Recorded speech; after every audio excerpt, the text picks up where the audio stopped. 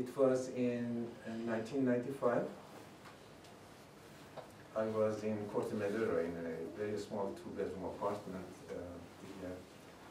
Any one of you have seen me there? Corte Madera or Corte Madera? Yeah, a very small apartment, so we have two rooms. And it was floor to ceiling, the windows, the sliding window. And it was a very sunny day, very nice sunny day. And I was sitting and contemplating, and the way I sit and contemplate is usually like that, kind of bent towards the left, the fingers are on the third eye area, and the right hand is on the chest, and I was contemplating. It's supposed to be a very big day the next day. For the first time, I was having a radio show the next day. So I was sitting and contemplating, wasn't quite sure. It's like, where am I going with this? It all felt like, I don't know. And I'm sitting, and it's around 10:30 a.m., and all of a sudden, a huge light comes.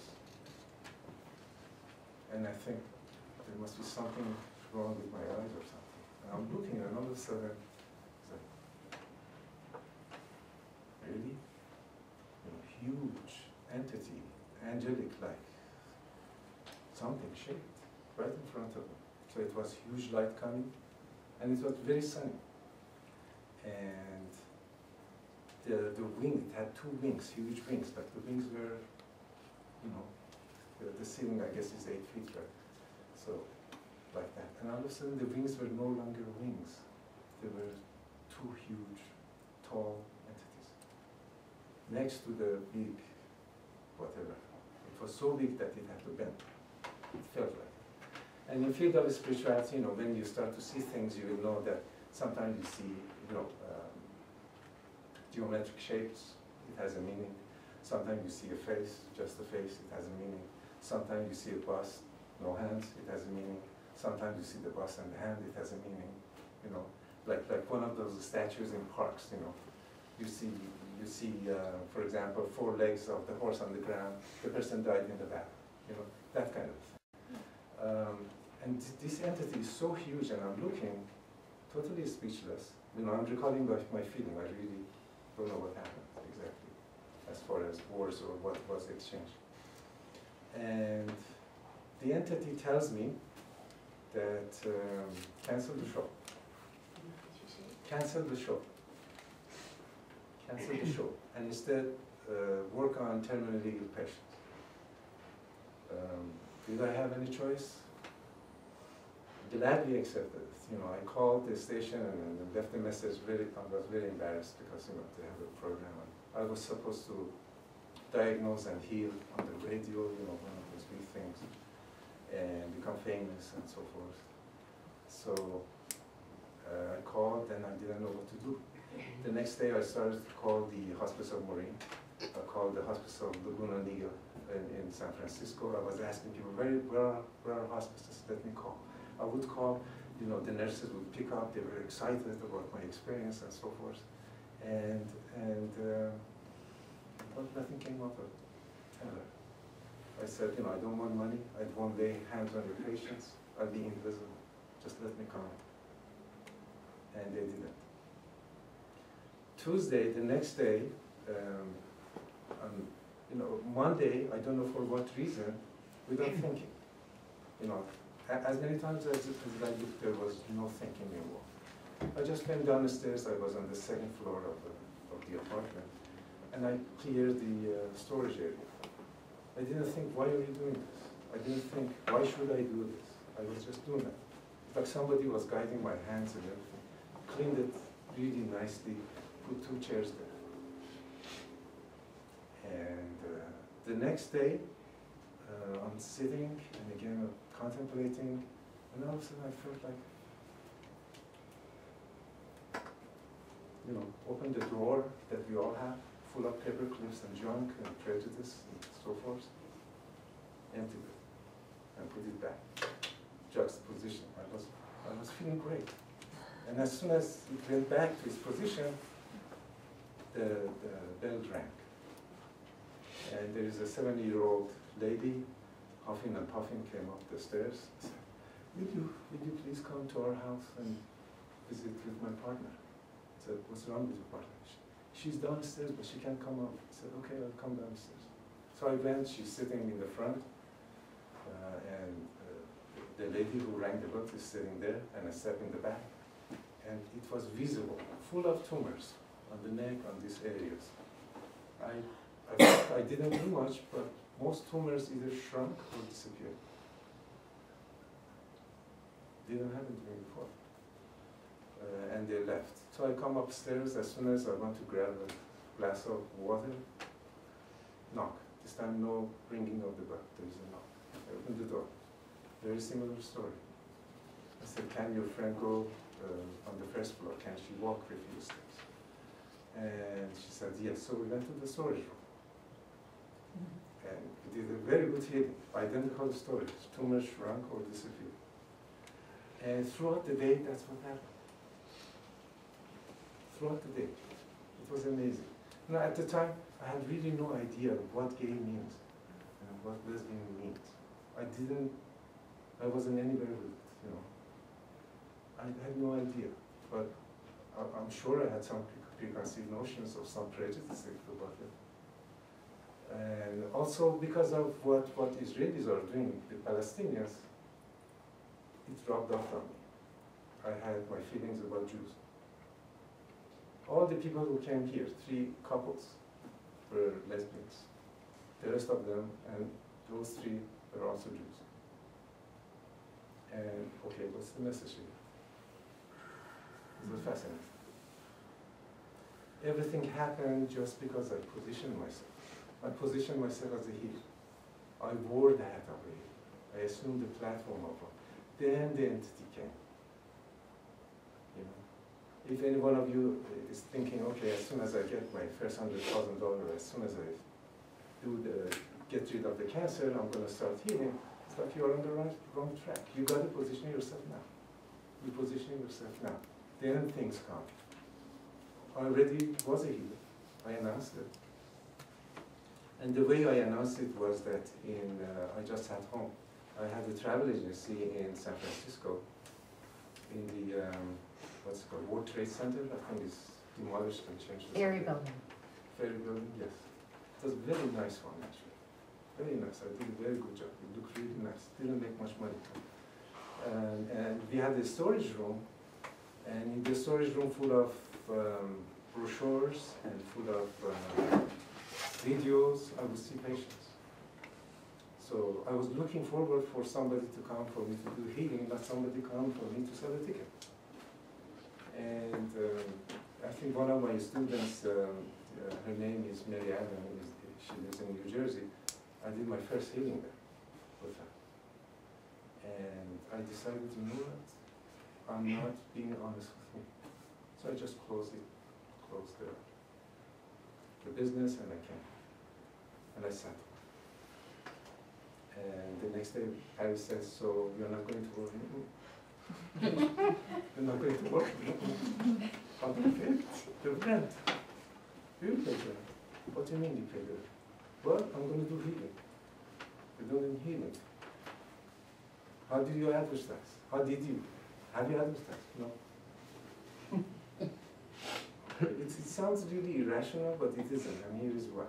You know, when I made the decision, and I hope you get this and take it with you, I was free, 100% free, God is my witness, of all emotions, of all wishes and desires, of all concerns, and hope. Is hope a bad thing? Another thing? It's a very good thing. You know, human beings need hope. They need hope. But when you hope, you don't know, do you? You hope.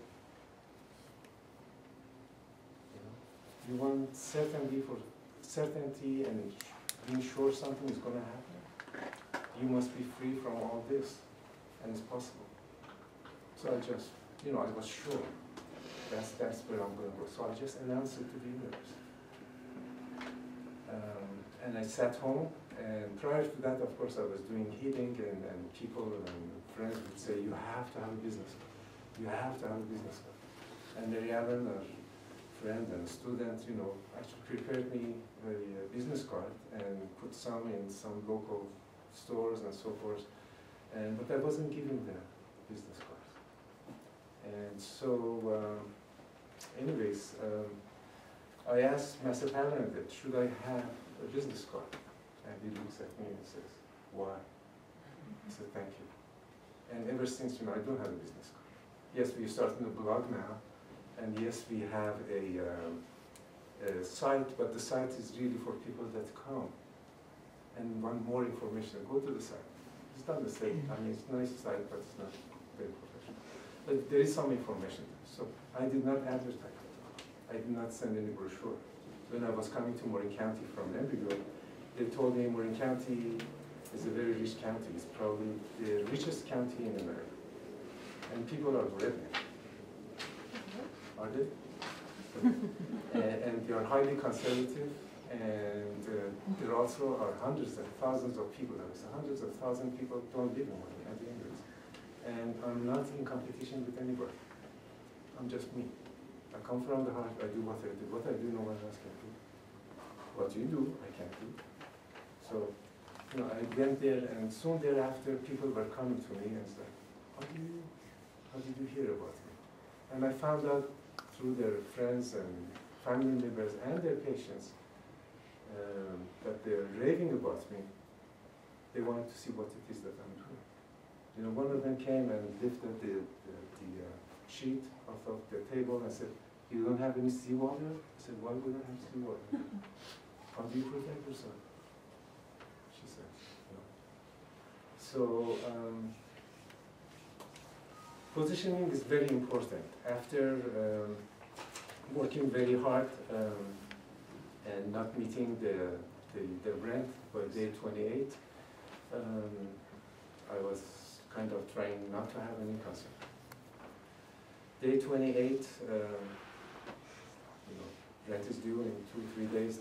There is a grace period that you have to pay that painful $45, you know, because you're late. There's a knock at the door. And I opened the door, and a lady, without saying hello, hands me an envelope. And I take the envelope and say, what is this? He said, take it. I said, why? He says, take it. I said, why? Well, you know, I have a sinus problem that I have to do surgery. And I know it's going to cost me approximately $10,000. So here is yours. I said, no, thank you. She says, what do you mean, no, thank you? You just pay, you know, the number of visits that you come. So I was working on her, and second, number two, I was trying to create laser beams and all that, and actually I started to smell burnt. You know, something is burning inside the sinuses. And all of a sudden she looks at me and says, are you burning my sinuses? And I said, no, your sinuses are going to be good. And she turned her face, and I was so emotional. I had the confirmation. Someone who doesn't know anything about anything, as far as, you know, she just knew she doesn't want to do surgery. Novice at best. Actually saw and felt what I was doing. And I was weeping without noise. Very interesting. And her sinuses were healed in 2 sessions. So she left and came back a few days. Now it is day number 2 in the next month. And she hands me an envelope and said, you must take it. I said, unless I know what's in it, I'm not going to take it. And there was $2,000, which covered the rent, plus other things and so forth. And after that, Patty did not ask me how we are going to pay the rent. But, you know, I positioned myself. That's the point, you know. Yes, I'm talking about myself. It gives you an idea of whom you're dealing with. But at the same time, I position myself. I'm trying to tell you all the time, position, position, position. Those of you who have had VHS, you know, those tapes, you know, it always shows 12 o'clock, 12. Anytime you try to put the right timing on the VHS, it went off, and it was again 12, 12, 12, you know, just looking at 12, 12. And I'm saying positioning, positioning, positioning, positioning. You regardless of what you do, the degree of the degree of success and achievement that you want depends on how you position yourself. Nothing more, nothing less. As soon as there is clarity of intention, you position yourself. Arrows of creation from all directions actually come and meet with you. Now, those people who came to me on that very significant Tuesday, and the person who came for her sinuses, they all saw me work your horse. I wondered if you were talking about him. And thank you for being here. Happy to be So I have a point of reference. I was really reluctant to go and feed the horse. To me it's like, I'm just starting. I don't know anything from anything. I'm just positioning myself to see what comes, right? With a lot of enthusiasm. Okay, so enthusiasm, when I say I literally mean it, meaning the meaning in Latin. It means the love of God. I had a lot of that. Probably a lot more then than I have now. So I went finally, and I worked with her horse. I should call you Miss Doris now, right? You can call me whatever you want. So it's a thoroughbred, am I saying it correctly? Correct. It's one of those huge horses that is a mixture between the English horse, and correct me if I'm wrong, and Arabian horse. Yes.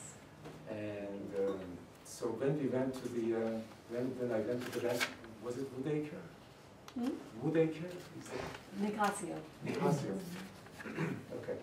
When I went there, and I'm looking at the horse, it's like, probably taller than me. He was looking at me like, the white of the eyes, like, don't you come close, I'm going to show you. So I went closer, and she hung up. She hung to the rein of the horse. She was holding the horse, and the horse had a cut here. Did you take him to the UC Davis for a surgery or something? So he had a bad experience with the whole thing, and there was a tumor. Quite large. Quite large. Yeah. Right.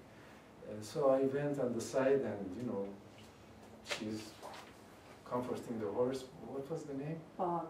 Bob. She's Bob comforting Cratchit. Bob, and all that, and Bob is looking at me and kind of gearing up to give me a nice kick or a nice,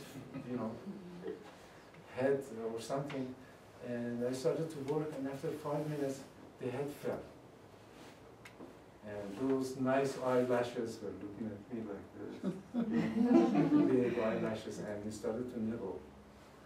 And then, maybe interesting, he got an erection. That I haven't seen before.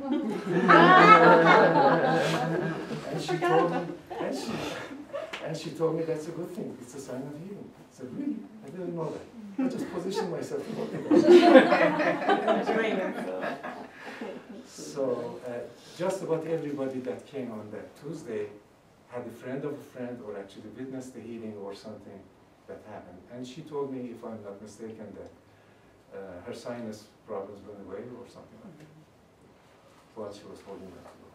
So the focus really of the whole subject, everything that I'm trying to say and make it maybe a little bit more interesting, is position. Now, I was working very hard, so people started to worry about me. And they said, you got to take care of yourself. Healers die young. And it's true. Healers die young. I mean, it was true. It was. So you got to take care of yourself, and very, very grateful ex-Healy. So we don't say patients, we say Healy. Instead of patients or client, we say Healys. Gifted us with 3 days vacation to Cabo San Lucas. And I was hesitant to go anywhere. I just didn't want to go anywhere. I was so enthusiastic in what I was doing, and the changes that I could see around is like something really, really wonderful is happening. Any of those experiences is an experience of a lifetime. And obviously I didn't want money. It was the biggest challenge of my life, you know, to accept money or to take money. But what about the rent? What about the expenses? You know, that kind of thing. So the lady gifted us with a 3-day vacation to Cabo San Lucas. We go there and plane travel, you know, and I'm grumpy. I really shouldn't come here, you know, and so forth. I have so much work to do. I'm a day worker, you know. If I work, I make money. If I don't work, I don't make money. You know, just grumpy, you know. And I got a few names of a few patients that I was going to do distant healing while on the plane, closer to God, or Cabo San Lucas, closer to the nature. So we go there and we go towards the beach, and Patty lies down and said, you know, I'm very tired, I'm going to lie down. And for me, if I go to the beach, I want the waves pound on me. That's how I define relaxation. When they pound on me, I just, you know, enjoy it. I go into the water, I won't come up. I look like prunes when I come up, you know, all so clean. So I'm standing there, and all of a sudden I notice the waves are very big. So I step back, you know, like 10 feet. Very big, you know, I go back again. And but they're huge. It's like, whoa, you know, it's coming up. And I thought maybe there's a deep, you know, it recedes, the beach recedes somehow, and that's why the waves are like that. So I'm standing there and kind of, you know, measured, you know, God is with me too. I've done all this good work. I'm a very good healer, you know, strong, standing there, dug my heel in the sand, and stood like this, so the wave doesn't, you know, take me. And the wave came and took me in. And, you know, sand in my ears, in my bathing suit. I was trying to hold on to my bathing suit, and just rubbed me against the everything. I had the scars. I had everything. I couldn't move, and mainly it was because of my left knee. I think I tore a tendon or something. And it was only my ego that let me get up. I stood up, and I turned my face towards the waves, but nothing happened, you know. And Patty saw what happened, so she comes, and she's standing there, you know, like in the doorway, because she saw what happened. She's scared. So, are you okay? I said, of course I'm okay. Oh. You know, everything was burning, and I was in so much pain. And as she's talking to me, 2 Chinese people come, a couple. And the man is holding the baby, an infant. And it was a sheep because, you know, you could see the ribbon, was pink, very cute, you know. And they came and next to me, and I'm trying to kind of not fall, and I couldn't stand, I couldn't fall. The pain was horrendous. And they came, and I tried to make an eye contact to say, get away, or step aside, too late. Another wave came, demoralized everybody, as usual, me included. I got up again, and there was no baby. And the wave went like this, went back, and it's like everyone wanted to, you know, the electromagnetic field was huge, humongous, you know. And I look, it's like a football field. It's like, why did it go that? The child, the baby, you know, I was really, really demoralized. I couldn't believe in that few seconds that it happened. Moi, strong healer, God is with me and all that. I'm helping so many people in front of my very eyes. It happened and I couldn't do jack. I couldn't swim, I couldn't run, and plus, you know, what was the use? As I was thinking, the next wave comes and demoralizes everybody, you know, foams everywhere, everybody is tumbling. And the couples died standing. There was no color, lips were shaking, they were drooling, they were like this, they couldn't breathe, they didn't want to breathe. As the next wave comes. And again, the same story, and on its way back, I feel something in my hands.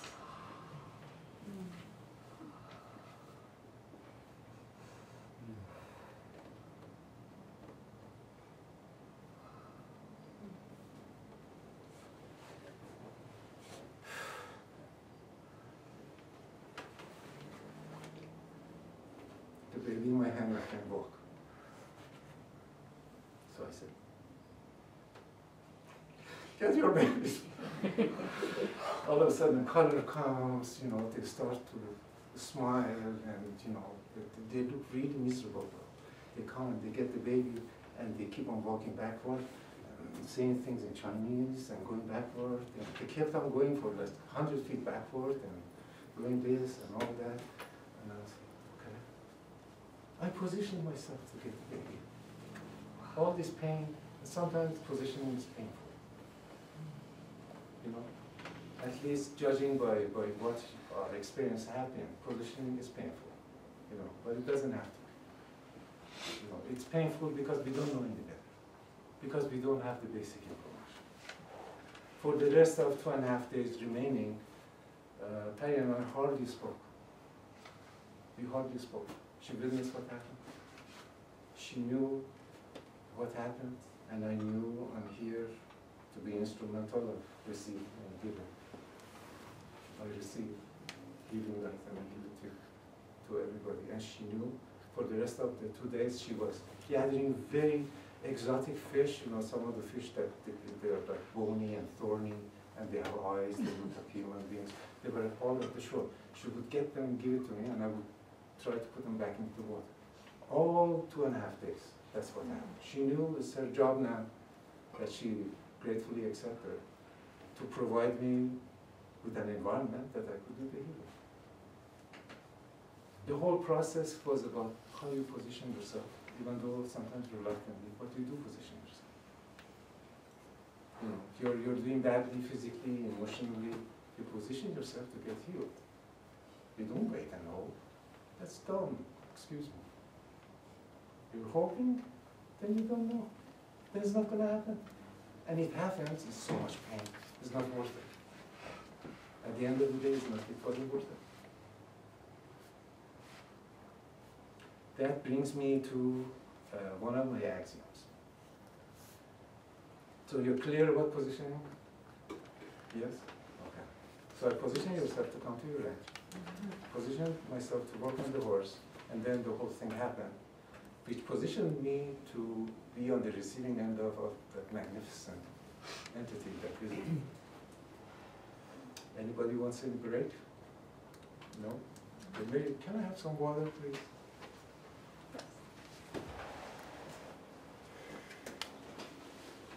This morning we had a teleseminar. Instant seminar. And for the first time I had somebody next to me, that young man over there. Thank you. And I think this is going better than the morning, huh? What do you say? Thank you.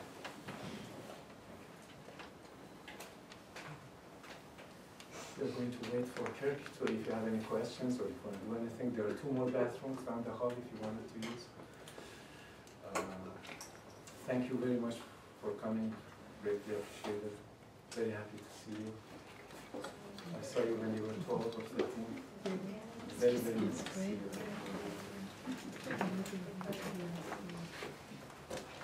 Come back fast. Don't go very far.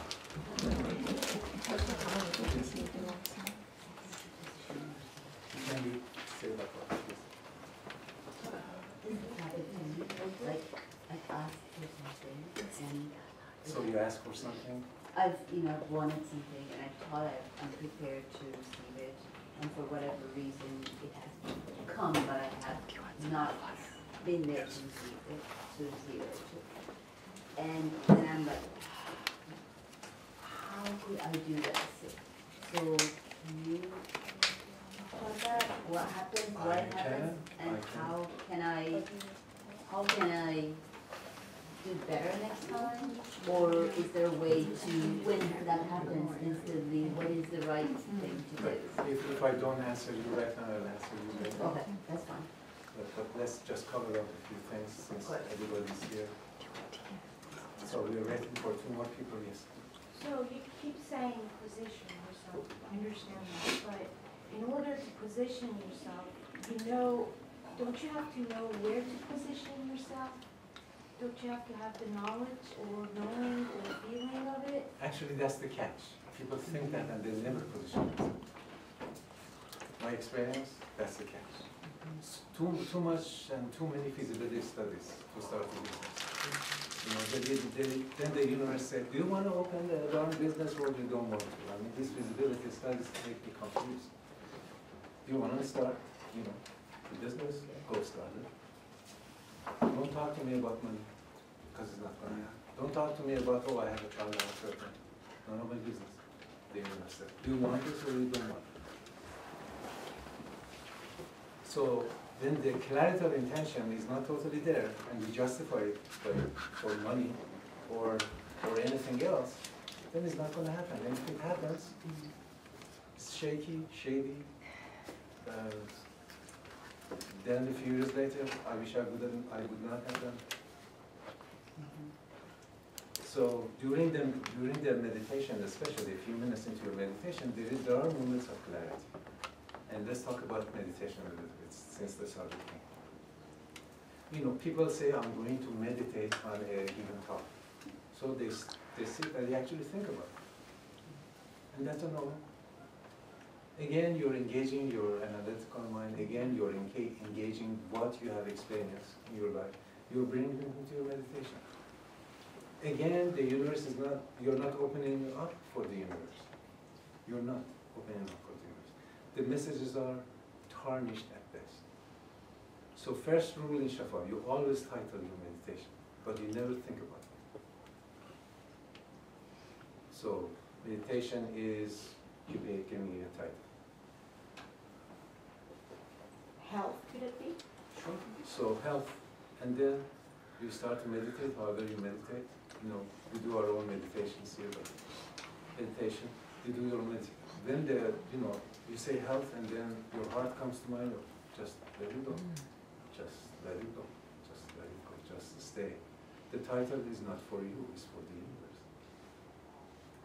The title is not for you. It's absolutely for the universe. The universe must see the clarity. The universe is providing you the information for the title. But are you getting it, or are you busy engaging, analyzing? What are you doing? See, this is what happens. You know, when we are meditating, you know, all sorts of nice, sparkly stuff happens around the head area. Let's say just the head. All sorts of nice things, you know.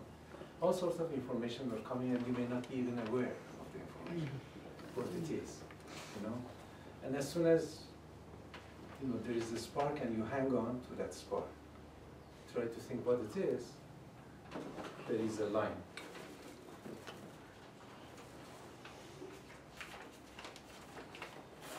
There is a line that is like this. It's like the upper part is cut off. Information comes, but there is no receiver here or here. The information that you want is coming to you during meditation. So, amongst all the sages throughout the history, the one that I know, amongst all the gurus, only one person did the meditation the right way. He is the great inventor, Con Edison. Fascinating. You know, he came up with, I guess, thousands of discoveries and hundreds of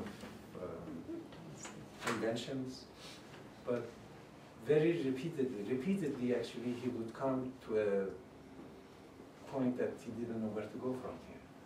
What to do, what element am I going to add? So I make this invention, this discovery of work. So what he did was he would take marbles, he would put a bucket. I can imagine those days they were in plastic buckets, metal bucket, and he would sit with the buckets in his, with the marbles in his hands, and the bucket was there. And he would go to meditation, and at some point, a marble would fall into the bucket and make a sound. And he would open his eyes and he would write. He didn't know what he's writing. He would write, and the information was exactly what he wanted. If you continue with the meditation, the information probably would have been lost. You would still think and think maybe at some day the information that came would manifest in some shape and form and you would get it, but it wouldn't be instantaneous.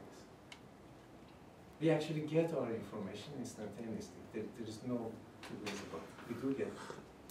Except that if you are going through grief, if you are going through pain, if you are going through any of these things, you don't see it. It's like you want to park, you are in a rush to park, you just rush and circle and circle. Why? There is no parking. As soon as you go there, somebody pulls up. You want to come back, somebody goes. And it's like, there's no parking space. Why is it there? It's here. Just slow down. Receive the information. If you're too busy analyzing, prioritizing, categorizing, it's not going to happen. And if it does, it's a lot of pain. It's not going to happen. So meditate with the title. The title is not for you, though you know it's for you. It's for the universe to understand what you want. The universe emits all its power. The power is beyond all our imagination. It's not very smart. I'm sorry to say. The universe to me is not God. The universe is not very smart. It actually literally behaves based on what you think, how you position yourself. That's all. So if there is any lack of clarity anywhere, then it doesn't understand. It will figure it out sometime. It may not be this lifetime. It will definitely happen though. At some day, maybe 10 lifetimes from now, for those of you who believe in reincarnation, it will manifest. And you may say it's karma, and I say, no, that's something you wanted 10 lifetimes ago. So there's a difference between karma and what is going to happen. All right. So, what was I saying?